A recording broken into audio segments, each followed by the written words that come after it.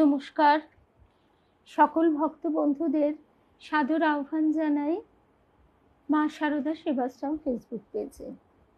মা শারদা সেবাশ্রম ফেসবুক পেজে আজকে আমরা শ্রী রামকৃষ্ণ পাঠচক্রে আমাদের প্রথম অধিবেশনে আমরা শুনব স্বামীজির অনুধ্যান। প্রথমেই দেখছি বিলাসপুরের দিদিকে।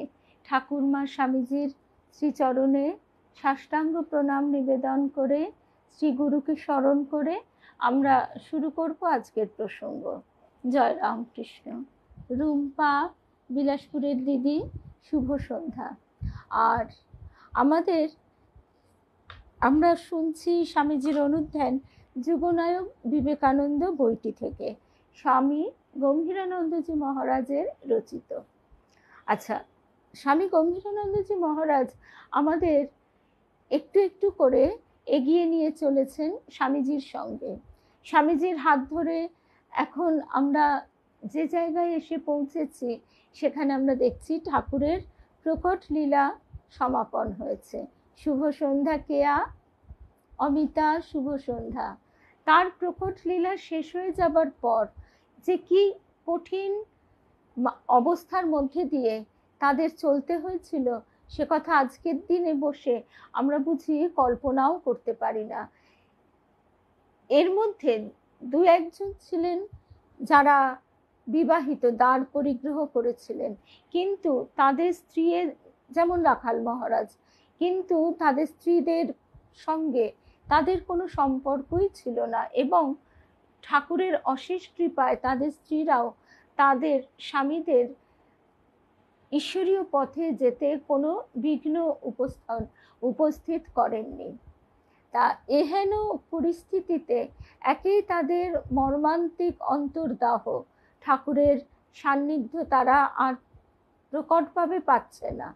সূক্ষ্মভাবে তাদের দর্শন একাধবার হচ্ছে ঠিকই, কিন্তু তাতে নিশ্চয়ই তাদের মনের কষ্ট কিছুমাত্রই কমছে না, উপরন্তু তাদের মানসিক যন্ত্রণা বুঝি বেড়েই চলেছে। তারপরে তাদের সমাজে পরিচয় কি হচ্ছে? মাই খেদানো, বাপে তাড়ানো ছেলে বলে। তারা বরানগরের একটা ভুতুড়ে বাড়িতে গিয়ে উপস্থিত হবে। তা যে রামকৃষ্ণ মঠ মিশনে আজকে এই জয় জয়কার জয়যাত্রা, তার সূচনা পর্বে আজকে আমাদের স্বামী গম্ভীরানন্দজি মহারাজের হাত ধরে পৌঁছে যেতে হবে। সূচনার পর্বের যে বীজতলা যাকে বলে, অর্থাৎ যেখানে প্রথম সূত্রপাত, সেই জায়গাটি তো অবশ্যই কাশীপুর উদ্যানবাটি। তারপর থেকে বিভিন্ন ঘটনার মধ্যে দিয়ে সেই এগিয়ে চলা রামকৃষ্ণ মঠ মিশনের।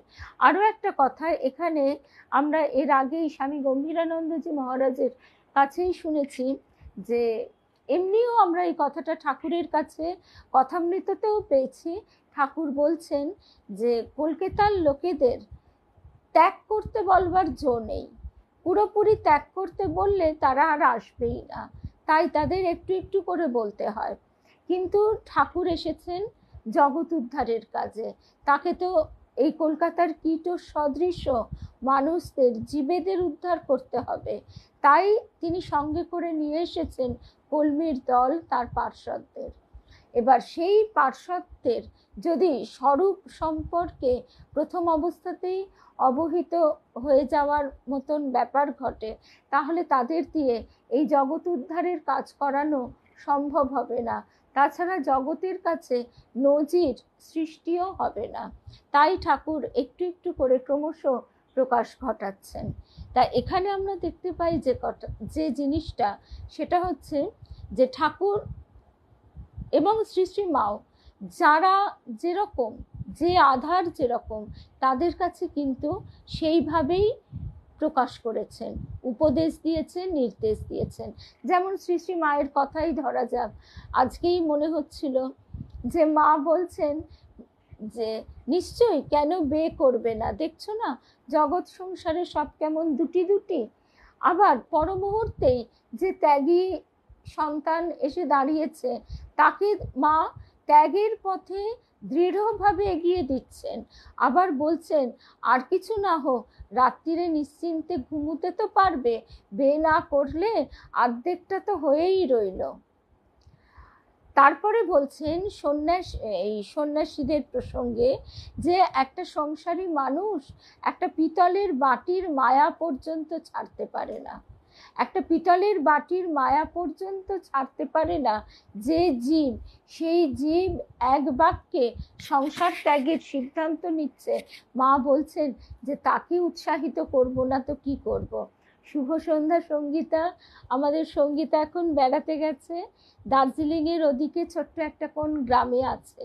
সেখান থেকে সে যে আমাদের সঙ্গে যুক্ত হয়েছে তা সবই এই যন্ত্রের কল্যাণী শক্তির মাহাত্ম্য। রীতাদি শুভ সন্ধ্যা। শুভ সন্ধ্যা সঙ্গীতা।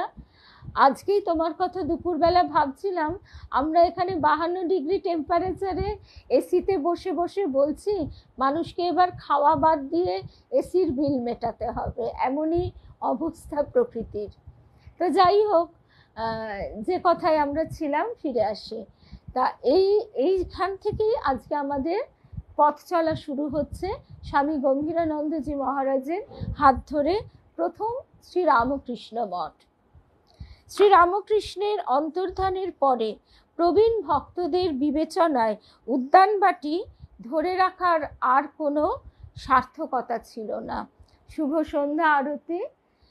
আমরা ভাবতেও পারি না আজকে এই যে উদ্যানবাটি, সেই উদ্যানবাটির তখন এখনকার মতন এত সৌন্দর্য, এত রূপ নেই, কিন্তু সেখানে যে একটা মানে জগতের এক অমোঘ লীলা ঘটে গেছে সেটা বোধ করবার মতন ক্ষেত্র প্রস্তুত নেই। সেটি বোধ কে করছে, কে কজন করতে পারছে, কেউ পারছে না। যে কারণে গৃহী সন্তানরা বিবেচনা করলেন উদ্যানবাটিকে আর রেখে দেবার কোনো দরকার নেই। এই ছেলেগুলো এবার কোথায় যাবে? তাদের উপদেশ দেওয়া হলো যে তোমরা এবার অনেক হয়েছে, এবার যে যার ঘরে ফিরে যাও, ঘরে গিয়ে তোমরা সাধন ভজন করো না কেন। ঠাকুর তো কাউকে সংসার ত্যাগ করতে একেবারে গভীরভাবে নির্দেশ দিয়ে যাননি, তিনি তো বলেছেন সংসারে থেকেও হয়। ওই যে আজকে যে কথা দিয়ে আমরা শুরু করলাম, যার আধার যেরকম, যার ভাব যেরকম, ঠাকুর মা তাদের সেইভাবেই এগিয়ে নিয়ে গেছেন। আর ঠাকুরের শুভ সন্ধ্যা রূপা প্রফুল্ল দাস চৌধুরী মশাই শুভ সন্ধ্যা। আচ্ছা, তাহলে আমরা দেখছি ঠাকুরের সেই অসাধারণ উপমাটি যে বাড়িতে মাছ এলে মাছকে যার পেটে যেরকম সইবে মা তাকে সেইভাবেই রান্না করে দিচ্ছেন। তা এই ত্যাগী সন্তানদের তিনি যেভাবে গড়েছেন নিভৃতে এই কাশীপুর উদ্যানবাটিতে বসে, বিশেষ করে শুধু স্বামীজিকে তিনি যে বিশেষ বিশেষ নির্দেশ, শিক্ষা, উপদেশ দিয়েছেন সে কথা তো সাধারণ গৃহী ভক্তদের জানবার কথাই নয়। এবং কথা নয় কারণ কি, তারা জানবার উপযুক্তও নয়, তাদের ভিতরে সেই জ্বলন্ত তেজ নেই, না থাকাটাই স্বাভাবিক। কারণ আমরা কথায় কথায় স্বামীজির কথা উচ্চারণ করি বটে, কিন্তু আমরা কল্পনা ধারণাই করতে পারি না যে কোথা থেকে কোন জ্বলন্ত শক্তিকে পূর্ণ ব্রহ্ম নারায়ণ শ্রীরামকৃষ্ণ শিশুর বেশে গলা জড়িয়ে আহ্বান করে এনেছিলেন। আমাদের গুরুদেব বলতেন নারায়ণ তাকে আসতেই হবে, কথা দেওয়া আছে, যখনই ধর্মের গ্লানি উপস্থিত হবে তাকে আসতেই হবে ধরাধামে।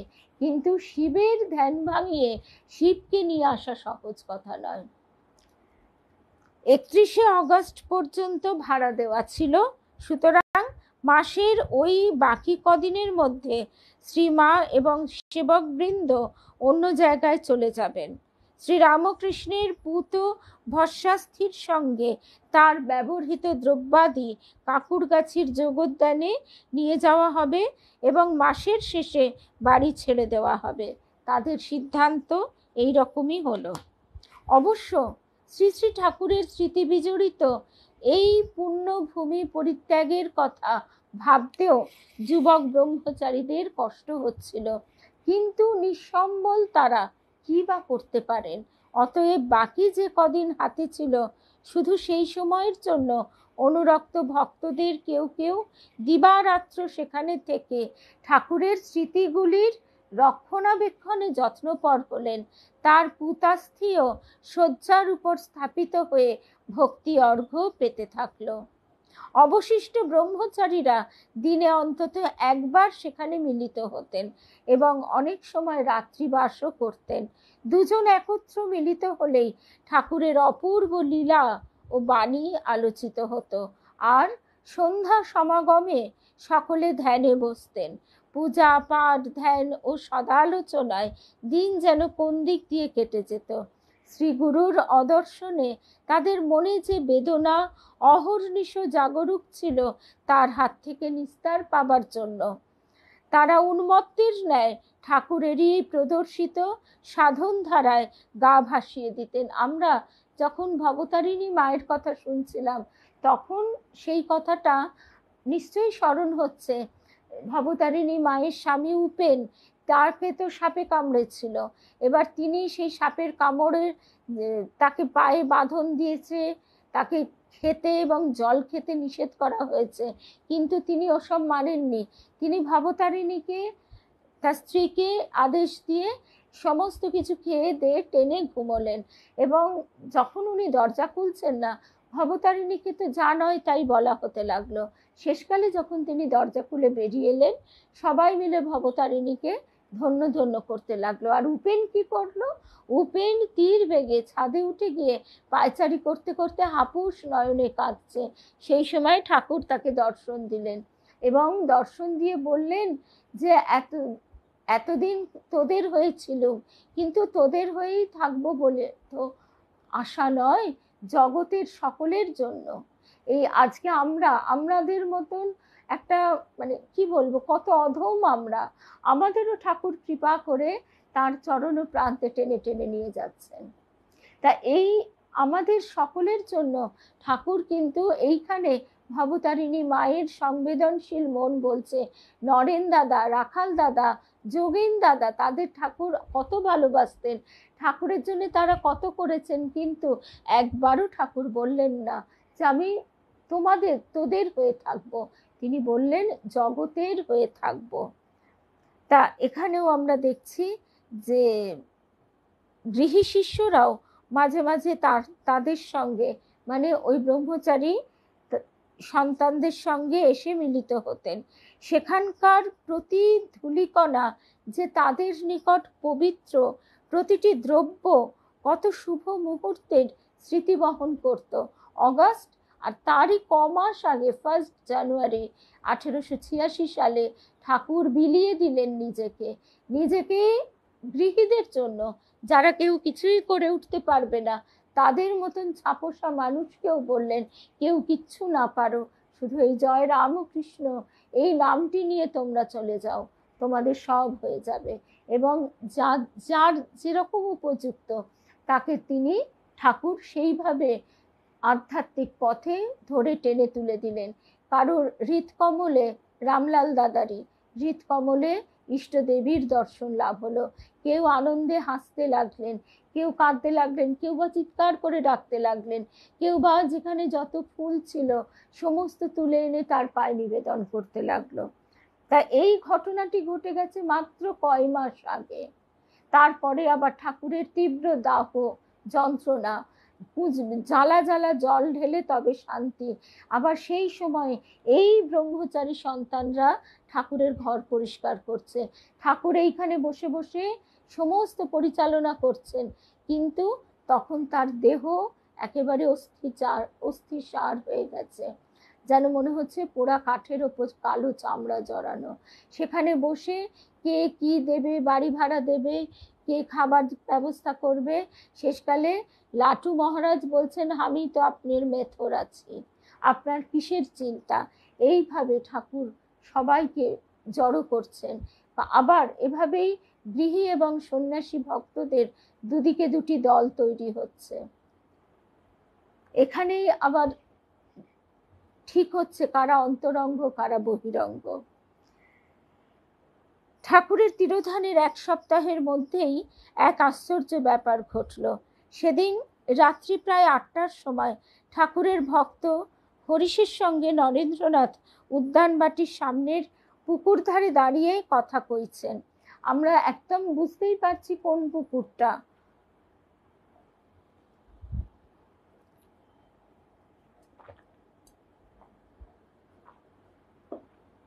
এমন সময় দেখলেন ফটকের দিক থেকে রাস্তা ধরে ঠাকুরেরই মতো এক শুভ্র বস্ত্রাবৃত উজ্জ্বল মূর্তি তাদের দিকে ধীরে ধীরে এগিয়ে আসছেন। শুভ সন্ধ্যা মিনতি। নরেন্দ্রের মনে প্রশ্ন জাগলো, ঠাকুর নাকি? দিন কয়েক পূর্বে শ্রীমা যখন হাতের বালা খুলতে উদ্যত হয়েছিলেন, তখন ঠাকুর সশরীরে আবির্ভূত হয়ে তাকে ঐরূপ করতে নিষেধ করেছিলেন।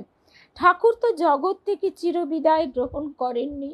শ্রীমায়ের হাত চেপে ধরে তিনি বলেছিলেন, আমি কি মরেছি যে তুমি এ অস্থির জিনিস হাত থেকে খুলে ফেলছো? অতএব মা সধবার চিহ্ন রেখে দিয়েছিলেন। একবার যিনি এসেছিলেন তিনি আবারও তো এসে ভক্তদেরকে শোকমুক্ত করতে পারেন। অতএব নরেন্দ্রাদির সম্মুখে তার পুনরাবির্ভাব অসম্ভব নয়। যুক্তিবাদী নরেন্দ্র তবু চুপ করে রইলেন এবং ভাবলেন, তিনি কাল্পনিক কিছু দেখছেন না তো? আমরা জানি ভবতারিণী মায়ের কথায় যে যেদিন উপেন দেখেছিলেন এবং উপেন ঠাকুরকে ওই রকমভাবে দেখবার পর পাগলের মতো ছুটতে ছুটতে বেরিয়ে পড়েছিলেন এবং রাস্তা দিয়ে দৌড়তে দৌড়তে প্রথমে বোধহয় গিরিশ ঘোষের সঙ্গে দেখা হলো। যাই হোক, তারপর তারা কাশীপুর উদ্যানবাটিতে এসে দেখেছিলেন লাটু মহারাজ তিনি গায়ে একটা কাপড় চাদর মুড়ি দিয়ে চুপ করে নিচের ঘরে শুয়ে আছেন। তারপর সেখান থেকে তারা দক্ষিণেশ্বরে গঙ্গার ধারে গিয়ে দেখেন রাখাল মানে উপেন দেখছে রাখাল দাদা আর নরেন দাদা তারা বসে আছেন। নরেন দাদা দেখেই প্রথমে প্রচণ্ড রেগে উঠলেন যে উপেনকে কি তোমরা মেরে ফেলবে? তারপরেই যখন উপেনের কাছে ঠাকুরকে দর্শনের কথা শুনলেন তখন গম্ভীর হয়ে চুপ করে রইলেন। তারপরে তিনিও স্বীকার করলেন যে রাখাল এবং নরেন্দ্র তারা দুজনেই ঠাকুরকে দেখেছেন এবং একই কথা তারাও শুনেছেন। যুক্তিবাদী নরেন্দ্র তবু চুপ করে রইলেন এবং ভাবলেন, তিনি সদা ঠাকুরের কথা শুভ সন্ধ্যা। তিনি সদা ঠাকুরের কথা ভাবেন বলে তিনি কাল্পনিক কিছু দেখছেন না তো? এমন সময় হরিশও শ্রীরামকৃষ্ণ সদৃশ সেই মূর্তি দেখে ঈষৎ কম্পিত কণ্ঠে ফিসফিস করে বললেন, ও কি নরেন, দেখো দেখো। তখন নরেন্দ্র স্পষ্ট স্বরে ডাকলেন, কে ওখানে? তার গলার তীব্র আওয়াজ শুনে অপর সকলে দ্রুত পদে সেখানে এলেন, কিন্তু কিছুই দেখতে পেলেন না। ওই মূর্তি নরেন্দ্র ও হরিশ যেখানে দাঁড়িয়েছিলেন তার 10 গজ দূরে এক জুঁই ফুলের ঝোপ পর্যন্ত এসে মিলিয়ে গেল। তখন লণ্ঠন এনে চারিদিক তন্ন তন্ন করে খোঁজা হলো, তবু কিছুই পাওয়া গেল না। এই দর্শনটি নরেন্দ্রের অন্তরে গভীর রেখাপাত করেছিল এবং উপস্থিত সকলের বিশ্বাস জন্মেছিল যে ঠাকুর সূক্ষ্ম দেহে চিরবিদ্যমান রয়েছেন।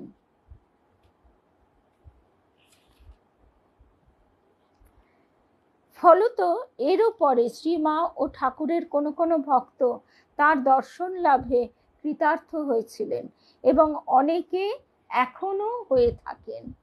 সুতরাং আমরা যখন গুরুদেব দেবী মায়ের কাছে এই কথাগুলো শুনতাম, আমাদের সংশয়ী অবিশ্বাসী মন ভাবত সত্যি না কিছুটা কল্পনা। কিন্তু স্বয়ং স্বামী গম্ভীরানন্দজি এ কথা বলছেন কেন?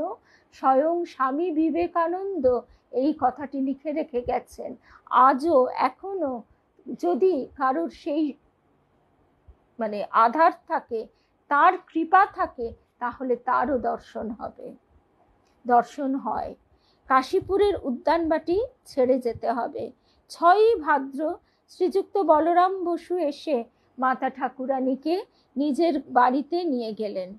রামচন্দ্রাদি প্রবীণ ভক্তবৃন্দ যুবকদিগকে পরামর্শ দিলেন, ঠাকুরই যখন চলে গেছেন তখন আর বৃথা সময় নষ্ট করে কি হবে, নিজের বাড়ি ফিরে গিয়ে পাঠা দিতে মনোনিবেশ করাই বিধেয়। অনেকে করলেনও তাই, কিন্তু লাটু, তারক, কালী, বুড়ো গোপাল প্রভৃতি হয় গৃহহীন ছিলেন অথবা গৃহে ফিরবার সংকল্প ত্যাগ করেছিলেন। সুতরাং তারক কাশীপুর ছেড়ে বৃন্দাবনে বলরাম বাবুদের কালাবাবুর কুঞ্জে গিয়ে তপস্যায় নিরত হলেন। অতঃপর শ্রীমা যখন 15ই ভাদ্র বৃন্দাবন যাত্রা করলেন, তখন কালী, লাটু ও যোগিনও তার সঙ্গে সেখানে গিয়ে ওই একই বাড়িতে উঠলেন। ইতিমধ্যে শ্রী শ্রী ঠাকুরের ভস্মাবশেষ নিয়ে একটু মতভেদ উপস্থিত হয়েছিল। প্রাচীন উপার্জনক্ষম ভক্তদের মতে বাড়ি ভাড়ার মেয়াদ ফুরিয়ে গেলে ভস্মাস্থি কাকুরগাছির যোগোদ্যানে সমাহিত করার সিদ্ধান্ত গৃহীত হয়েছিল। এতে কিন্তু যুবকদের সম্মতি ছিল না, কারণ ঠাকুরের সন্ন্যাসী ও গৃহস্থ ভক্ত সকলে মিলিত হয়ে প্রথমে পরামর্শ স্থির করেছিল যে পুত ভাগীরথী তীরে একখণ্ড জমি ক্রয় করে ওই তাম্র কলস সেখানে যথা নিয়মে সমাহিত করা হবে। কিন্তু ওই রকম করতে বিস্তর অর্থের প্রয়োজন এবং অন্য নানা কারণে ঠাকুরের গৃহী ভক্তদের অনেকে কিছুদিন পর ওই সংকল্প ত্যাগ করেন। অর্থাৎ তারা যদি টাকা না দেন তাহলে কি করে হবে। তাদের ওই রকম মত পরিবর্তন ঠাকুরের ত্যাগী ভক্তদের মনঃপুত না হওয়ায় তারা পূর্বোক্ত তাম্র কলস থেকে অর্ধেকেরও বেশি ভস্মাবশেষ ও অস্থি নিচয় বের করে নিয়ে ভিন্ন এক পাত্রে রক্ষণপূর্বক তাদের শ্রদ্ধাস্পদ গুরুভ্রাতা বাগবাজার নিবাসী শ্রীযুক্ত বলরাম বসু মশায়ের ভবনে নিত্য পূজাদির জন্য প্রেরণ করেছিলেন। অর্থাৎ আজকে আমরা যেখানে গিয়ে আমাদের এই চাটুতে ভাজা ভাজা হয়ে যাওয়া প্রাণ জুড়োতে চাই, সেই জায়গাটি যখন তৈরি হচ্ছে সেই সময়টা কি কঠিন স্ট্রাগল সর্বক্ষেত্রে। আমরা সবসময় ফলটা দেখি, কিন্তু সেই ফলটা ফলবার জন্য যে কঠিন অবস্থার মধ্যে দিয়ে চলতে হয় এখন সে কথাই শুনছি। পরে সেই প্রথম কলসটি, এই কাজটি করা হয়েছিল সম্পূর্ণ নরেন্দ্রনাথের নেতৃত্বে। পরে প্রথম কলসটি কাকুরগাছির যোগোদ্যানে 23শে অগস্ট জন্মাষ্টমীতে যথা নিয়মে আনিত ও সমাহিত হয়। বলাই বাহুল্য নরেন্দ্রনাথ তার উদার শান্তিপ্রবণ দূরদৃষ্টি নিয়ে এই বিবাদে জড়িত হননি, বরং প্রবীণ ভক্তদের মধ্যে রামচন্দ্র দত্ত, দেবেন্দ্রনাথ মজুমদার, নিত্যগোপাল অগ্রণী হয়ে যখন যুবকদের কথা অগ্রাহ্য করলেন, তখন তিনি সমবয়স্কদের শান্ত রাখবার জন্য বলেছিলেন, আমাদের একটু বিবেচনা করে চলা উচিত। পরে যেন লোকে না বলে যে রামকৃষ্ণের চেলারা চিতাভস্য নিয়ে মারামারি করেছিল। কতটা দূরদৃষ্টি ও ভস্য তাদেরই নিয়ে যেতে দাও, আমরা যেন ঠাকুর যেমন বলে গেছেন তেমনি ভাবে জীবন গড়তে পারি। আমরা যদি আদর্শ মেনে চলতে পারি তাহলেই তো ওসব স্মৃতিচিহ্নের পুজোর চেয়ে অনেক বড় কাজ হয়ে যাবে। কাজেই কলস অর্পণের দিন স্থির হয়ে গেল, কিন্তু ঠাকুরের ইচ্ছায় তার প্রথম কিছু অংশ বলরাম বাবুর বাড়িতে নিয়ে যাওয়া হয়েছিল জগতের কল্যাণের জন্য। স্বামীজির যে উচ্চ আধার, তাতে স্বামীজি তো নিরাকারভাবে ভাবিত, কিন্তু সাধারণ মানুষ যদি একটি পূজার অবলম্বন না পায় তাহলে কি করে হয়। কিন্তু নিরঞ্জন অত সহজে ছাড়তে প্রস্তুত ছিলেন না, শশীও তার সঙ্গে সহমত ছিলেন। তারা দুজনে রাত্রিবেলা অতি গোপনে চিতাভস্য পূর্বোক্ত রূপে সরিয়ে রেখেছিলেন নরেন্দ্র, মানে ওই বলরাম বাবুর বাড়িতে। নরেন্দ্র পরে তা জেনে সমবয়স্কদের কার্যের অনুমোদন করলেন, আবার কাকুরগাছির দলের সঙ্গেও শোভাযাত্রায় যোগ দিলেন। অর্থাৎ সংসারে থাকতে গেলে কিভাবে সব দিক বজায় রেখে, শান্তি বজায় রেখে নিজের ইগোকে প্রাধান্য না দিয়ে চলতে হয়, এটাও কিন্তু তার এক অপূর্ব শিক্ষা। শুভ সন্ধ্যা, সকল ভক্ত বন্ধুদের শুভ সন্ধ্যা জানাই। আর সবচেয়ে বড় কথা যে পরবর্তীকালে যাতে না কেউ বলতে পারে যে রামকৃষ্ণের চেলারা এই রামকৃষ্ণের চিতাভস্য নিয়ে মারামারি করেছিল। একদম আমরা কিন্তু এখন একেবারেই প্রায় শেষের দিকে চলে এসেছি। আচ্ছা, তারপরে অগাস্ট মাস শেষ হয়ে যাবার সঙ্গে সঙ্গে কাশীপুরের উদ্যানবাটি ছেড়ে দেওয়া হলো। যে কয়জন যুবক শ্রী মায়ের পূর্বে বা সঙ্গে বৃন্দাবনে গিয়েছিলেন তারা ছাড়া আর সকলে বাড়ি ফিরে পূর্ববৎ পড়াশোনায় বা অন্য কাজে মনোনিবেশ করলেন। ঠাকুর কয়েকজনকে গেরুয়া বস্ত্র দিয়েছিলেন এবং সকলকে ত্যাগের মহিমা শুনিয়ে তাদেরকে সংঘবদ্ধ করবার ভার নরেন্দ্রনাথের হাতেই অর্পণ করেছিলেন।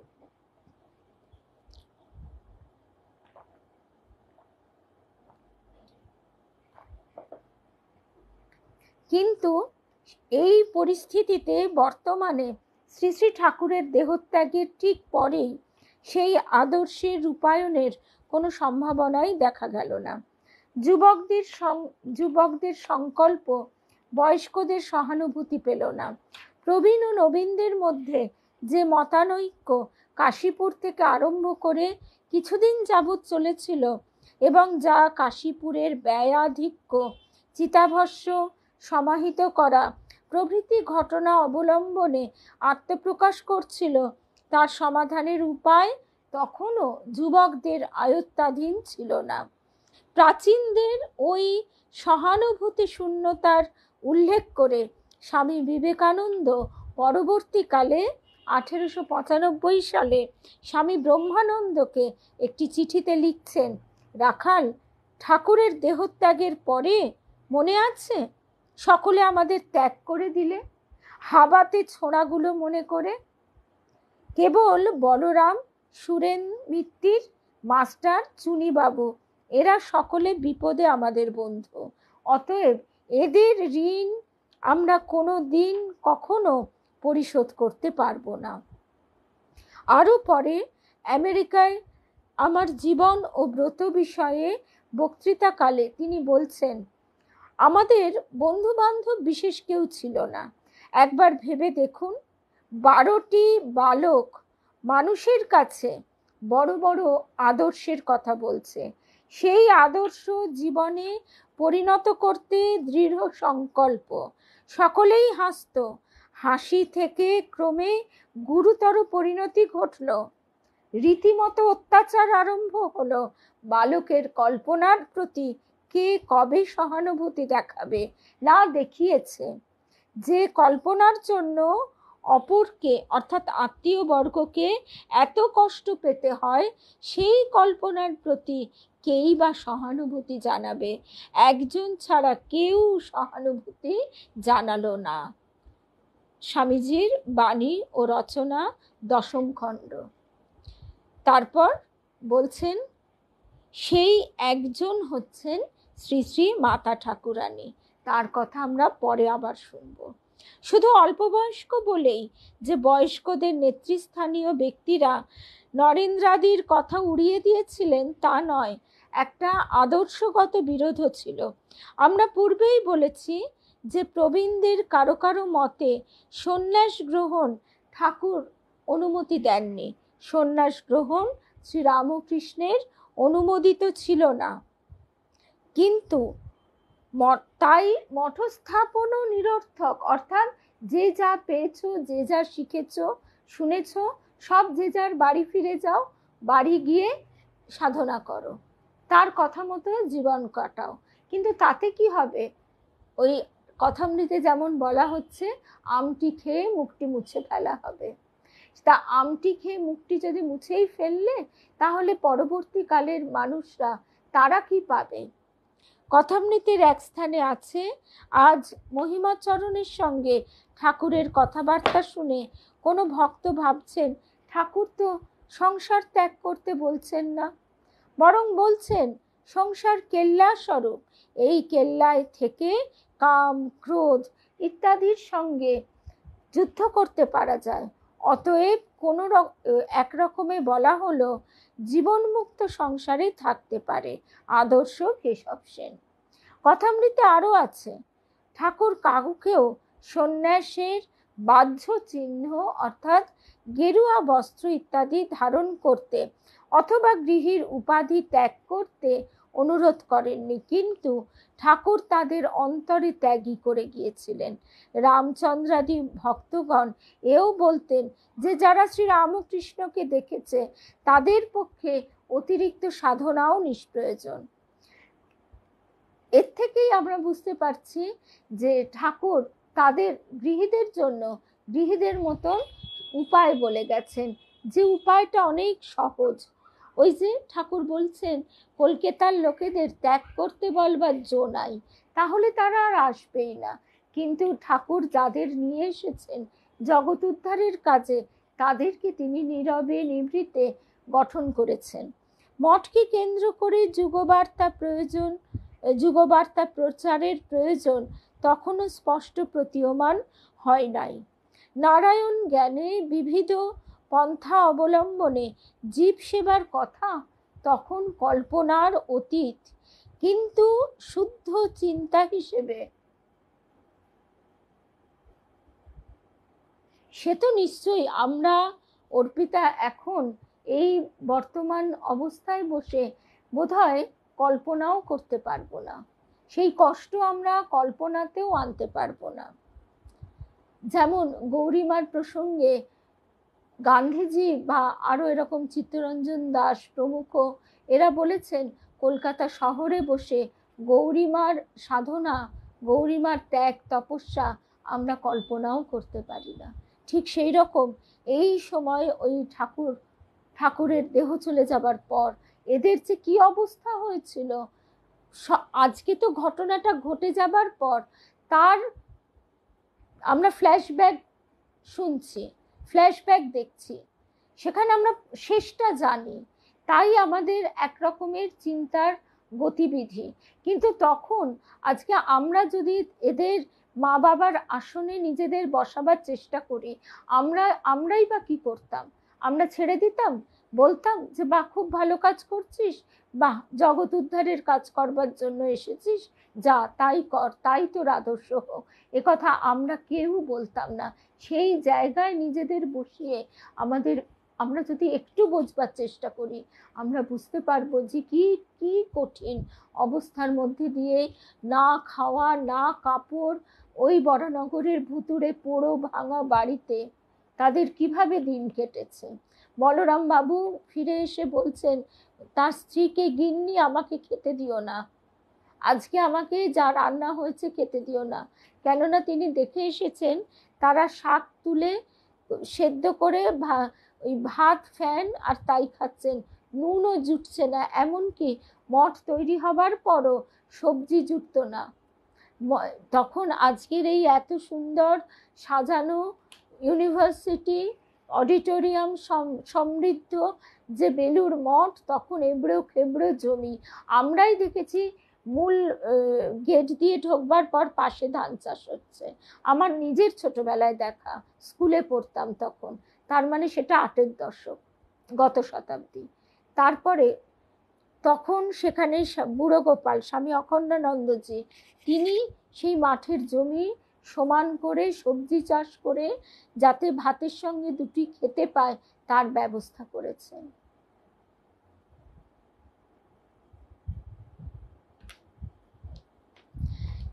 একদম ঋণাদি, আমরা তো সংসার ছাড়তে পারি না। এইখানে তো এই কথাটাই শুনছি যে সংসারী মানুষ, ওই ঠিক এই কথাটাই তারা বলছেন যে তার নাম নিতে নিতে সংসার ধর্ম করো, সংসার ধর্ম করো, নিজের এদিকটাও বজায় রইল, নিজের সুখ স্বাচ্ছন্দ্যটাও বজায় রইল, আবার ওটাও হলো, কিন্তু দু নৌকোয় পা দিয়ে তো জগৎ উদ্ধারের কাজ হবে না। আজকে তাদের ত্যাগের কথা সেই জ্বলন্ত ত্যাগের কথা শুনতে শুনতে আমাদের মনের ভেতর যেন একদম বিঁধতে থাকে। মঠকে কেন্দ্র করে যুগবার্তা প্রচারের প্রয়োজন তখনও স্পষ্ট প্রতীয়মান হয়নি। নারায়ণ জ্ঞানে বিবিধ পন্থা অবলম্বনে জীব সেবার কথা তো তখন কল্পনার অতীত, কিন্তু শুদ্ধ চিন্তা হিসেবে ওইসব বিষয়ে অস্পষ্ট বিচার তখনও চলত এবং দেখা যেত যে এতে মতানৈক্য আছে। কথামৃতের একটা উদ্ধৃতি, ধর্মপ্রচারের কথা পড়িল। মাস্টার নরেন্দ্রকে বলছেন, বিদ্যাসাগর বলেন, আমি ঈশ্বরের বিষয়ে কিছু বুঝি না, আবার পরকে কি লেকচার দিব? নরেন্দ্র বলছে, যে এটা বোঝেনি সে আর পাঁচটা বুঝবে কেমন করে? মাস্টার বলছেন, আর পাঁচটা কি? নরেন্দ্র বলছেন, যে এটা বোঝেনি সে দয়া পরোপকার বুঝলে কেমন করে? স্কুল বুঝলে কেমন করে? স্কুল করে ছেলেদের বিদ্যা শেখাতে হবে, আর সংসারে প্রবেশ করে বিয়ে করে ছেলে মেয়ের বাপ হওয়াই ঠিক, এটাই বা বুঝলে কেমন করে? যে একটা ঠিক বোঝে সে সব বোঝে। মাস্টার তখন বলছেন, ঠাকুর বলতেন বটে, যে ঈশ্বরকে জেনেছে সে সব বোঝে। আর সংসার করা, স্কুল করা সম্বন্ধে বিদ্যাসাগরকে বলেছিলেন, এসব রজগুণে হয়। বিদ্যাসাগরের দয়া আছে বলে বলেছিলেন, এই রজগুণের সত্য, অর্থাৎ রজগুণের মধ্যেও এই দয়া পরোপকার এ কর্মের মধ্যে দিয়ে এই হচ্ছে সত্যগুণের প্রকাশ, এ রজগুণে দোষ নাই। মাস্টার মশাই নরেন্দ্রাদির যথাসাধ্য সাহায্যের জন্য সর্বদা প্রস্তুত থাকলেও এবং অন্যান্য ভক্তদের মতো তিনিও ঈশ্বর লাভের পর ধর্মপ্রচার ও নিষ্কাম কর্ম সম্পাদনের সম্ভাবনা স্বীকার করলেও স্পষ্টত বলতেন, ঈশ্বর লাভের সাধন রূপে সেবাব্রত উদযাপনের কথা ঠাকুর বলেননি। মাস্টার মশাইও এটা মানতেন না। কথামৃতের পঞ্চম ভাগে তিনি লিখেছেন, গুরুদেবের মহামন্ত্র আগে ঈশ্বর লাভ, তারপরে অন্য কথা। রাজনীতি প্রথম হতে বললে চলবে না, আগে অনন্য মন হয়ে ভগবানের ধ্যান চিন্তা করো, হৃদয় মধ্যে তার অপরূপ রূপ দর্শন করো, তাকে লাভ করে তখন স্বদেশের মঙ্গল সাধন করবে। অপরদিকে স্বামীজির শিক্ষা ছিল নারায়ণ বুদ্ধিতে বিভিন্ন ক্ষেত্রে বিচিত্র রূপে জীব সেবা করে শুদ্ধ চিত্ত হওয়া এবং শুদ্ধ চিত্তে ভগবত দর্শন করা। আজকে আমরা এই অবধি শুনলাম।